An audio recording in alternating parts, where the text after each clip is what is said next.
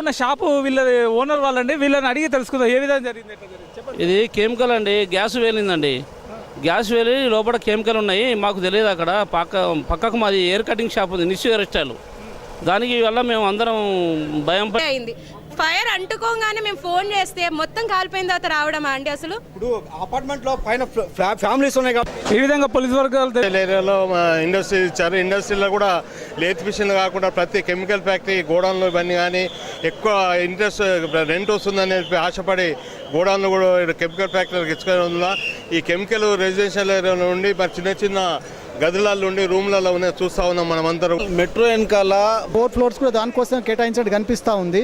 దానికి మరి ఏదో కారణం వల్ల మంటలు అంటుకున్నాయని తెలియగానే ఇమీడియట్గా ఇక్కడికి వచ్చాము.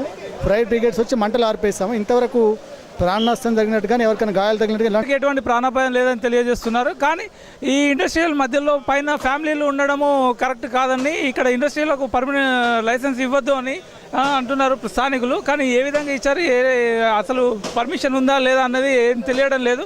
ఇది రెసిడెన్షియల్ ఏరియాలో ఈ కెమికల్ ఫ్యాక్టరీలు నడవడము చాలా నిరుద్ధకరణము.